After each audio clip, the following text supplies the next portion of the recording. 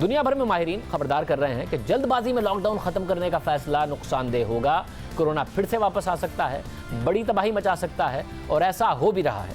वो ममालिक जिन्होंने कामयाबी से कोरोना वायरस के फैलाव को रोका, उसकी पहली जो वेव थी उस पर काबू पाया, वहाँ लॉकडाउन में नरमी के बाद अचानक से कोरोना वायरस फैलने का दोबारा इस वक्त केसेस सामने आ रहे हैं। ईरान, जर्मनी, जनूबी कोरिया और चीन, जिस ममालिक ने पाबंदियों में नरमी की, अब उन्हें कोरोना वायरस की दूसरी लहर का सामना है, जिसके बाद तशवीश फिर से बढ़ रही है कि कोरोना वायरस की वैक्सीन तो तैयार नहीं हुई है और आखिर कब तक मुआशी सरगर्मियाँ बंद रखी जा सकती हैं। अगर 18 माह तक या 2 साल तक कोरोना वायरस की वैक्सीन नहीं आती तो मार्केट्स तो बंद इतने लंबे अरसे के लिए नहीं रखी जा सकती। अगर वो खुलेंगी फिर बंद होंगी तो फिर सूरत हाल क्या होगी।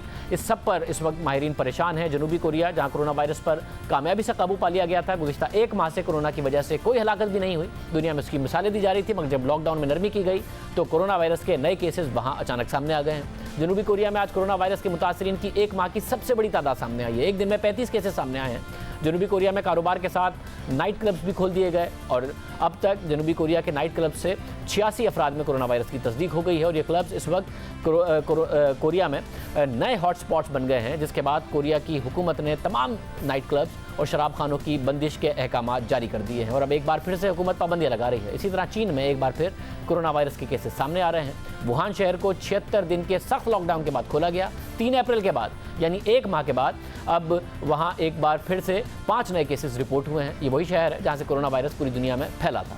अब एक बार फिर से वहाँ केसेस सामने आ रहे हैं और वो भी 1 माह के बाद। इसके अलावा एक और चीनी शहर शुलान, जिसे शुमाली कोरिया और रूस के साथ उसकी सरहद लगती है, वहाँ एक ही दिन में 11 नए केसेस रिपोर्ट हुए हैं और ये तमाम केसेस मकामी तौर पर मुंतकिल हुए हैं। इसलिए एक बार फिर से चीन में तशवीश पैदा हो गई। चीन और जनूबी कोरिया के साथ जर्मनी में भी लॉकडाउन में नरमी के बाद नए केसेस सामने आने लगे हैं। जर्मनी में माहिरीन ने खबरदार किया है कि जब से हुकूमत ने लॉकडाउन में नरमी का फैसला किया है, कोरोना वायरस के फैलाव में तेज़ी से आने वाली जो कमी है वो रुक गई है और एक बार फिर से कोरोना वायरस के फैलाव में तेज़ी आ गई।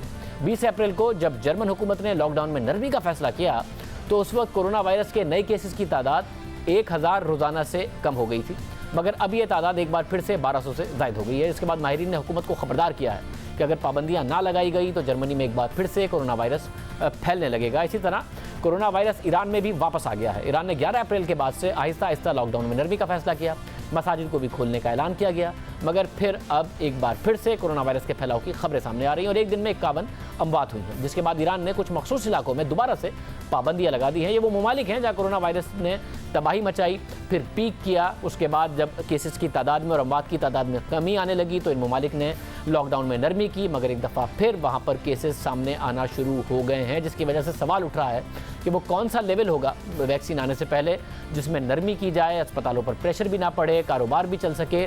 और पाकिस्तान में वो लेवल क्या आ गया था, क्योंकि अभी तो केसेस की तादाद में इजाफा ही हो रहा था।